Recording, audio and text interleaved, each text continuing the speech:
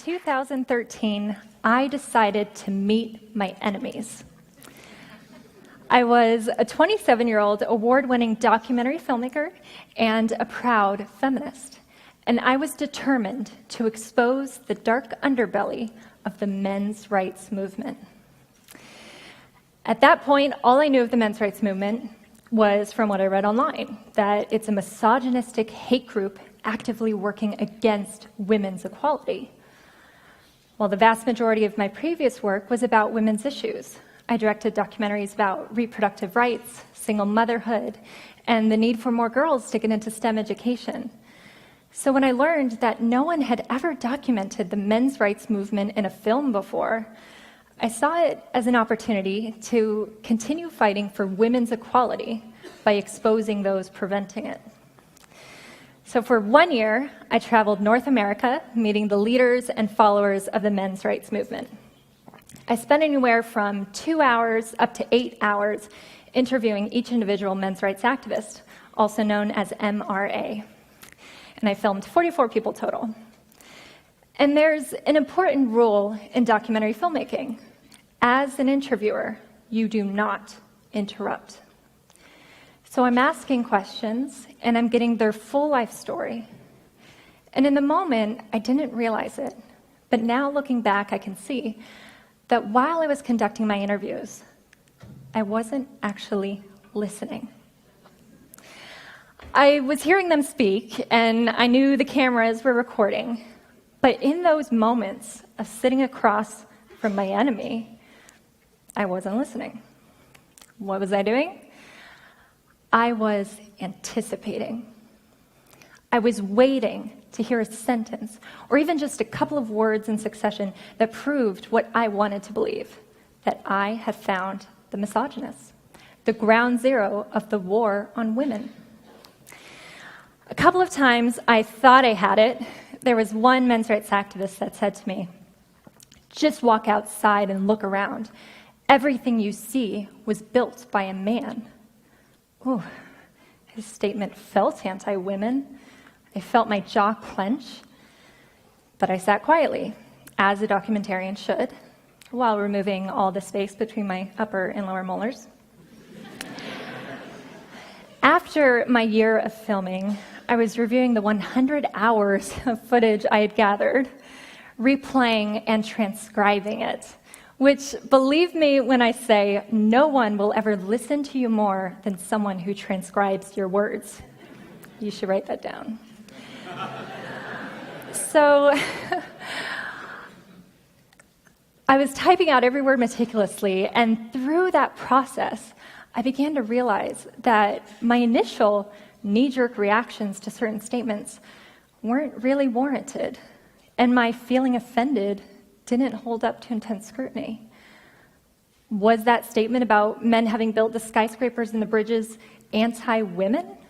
I thought, well, what would be the gender reverse scenario? Maybe a feminist saying, "Just look around. Everyone you see was birthed by a woman." Wow, that's a powerful statement. And it's true. Is it anti-male? I don't think so. I think it's acknowledging our unique and valued contributions to our society.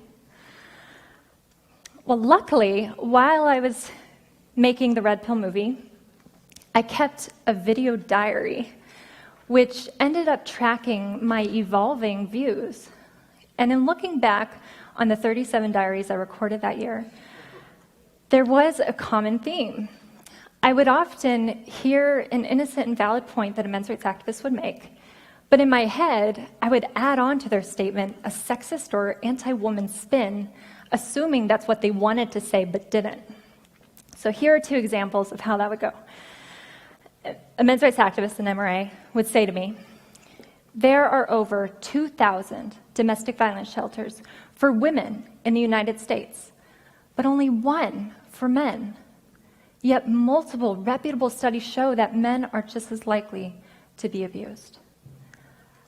I would hear them say, "We don't need 2,000 shelters for women. They're all lying about being abused. It's all a scam."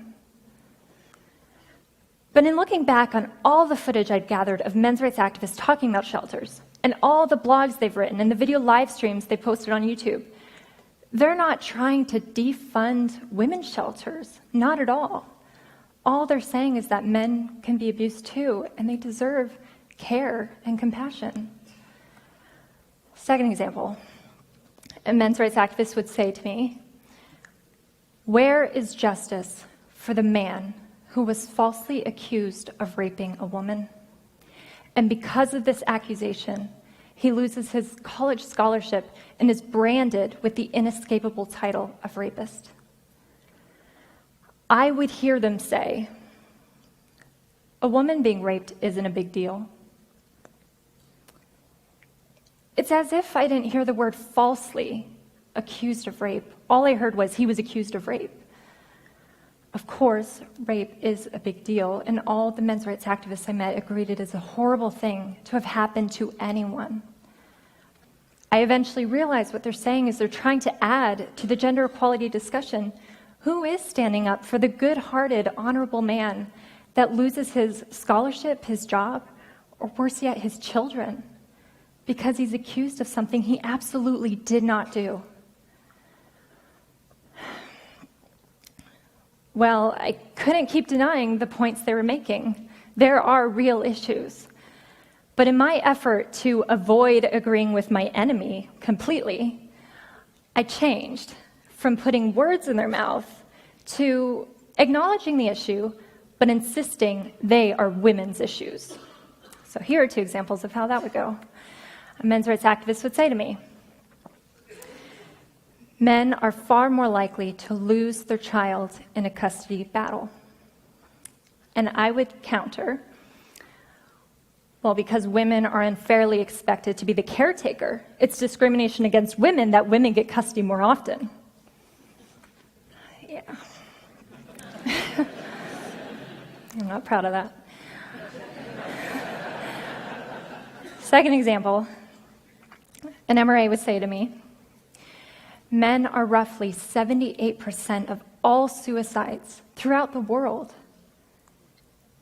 And I would counter with, "But women attempt suicide more often. So ha."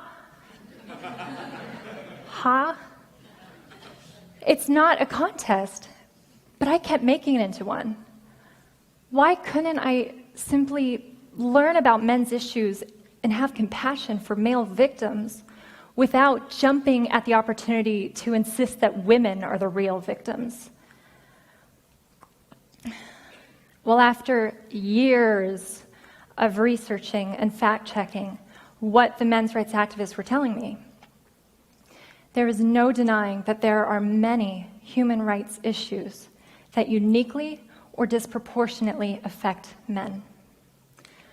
Paternity fraud uniquely affects men. The United States Selective Service, in the case of a draft, still uniquely affects men. Workplace deaths, disproportionately men. War deaths, overwhelmingly men. Suicide, overwhelmingly men. Sentencing disparity, life expectancy, child custody, child support, false rape allegations, criminal court bias, misandry, failure to launch, boys falling behind in education, homelessness, veterans issues, infant male genital mutilation, lack of parental choice once a child is conceived, lack of resources for male victims of domestic violence. So many issues that are heartbreaking if you are the victim or you love someone who is the victim of any one of these issues. These are men's issues, and most people can't name one because they think, well, men have all the rights, they have all the power and privilege. But these issues deserve to be acknowledged. They deserve care, attention, and motivation for solutions. Before making the Red Pill movie, I was a feminist of about 10 years, and I thought I was well-versed on gender equality issues. But it wasn't until I met men's rights activists that I finally started to consider the other side of the gender equality equation. It doesn't mean I agreed with all that they said, but I saw the immense value in listening to them and trying to see the world through their eyes. I thought, if I could get my audience to also listen to them. It could serve as a rung on the ladder, bringing us all up to a higher consciousness about gender equality. So in October 2016, the film was released in theaters, and articles and critic reviews started to roll in. And that's when I experienced how engaged the media is in groupthink around gender politics. And I learned a difficult lesson. When you start to humanize your enemy, you, in turn, may be dehumanized by your community. And that's what happened to me. Rather than debating the merit of the issues addressed in the film, I became the target of a smear campaign. And people who had never seen the movie protested outside the theater doors, chanting that it was harmful to women. It certainly is not. But I understand their mindset.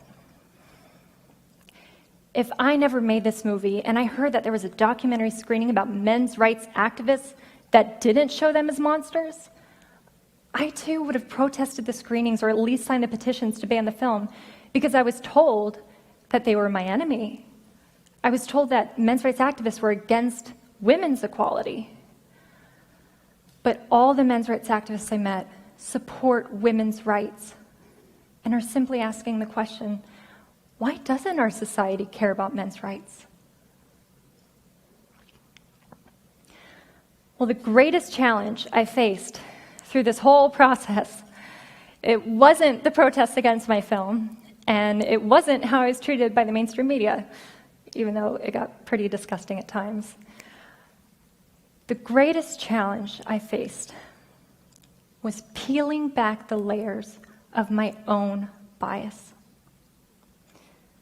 It turns out I did meet my enemy while filming. It was my ego saying that I was right and they were subhuman. It's no secret now that I no longer call myself a feminist, but I must clarify, I am not anti-feminist, and I am not a men's rights activist. I still support women's rights, and I now care about men's rights as well.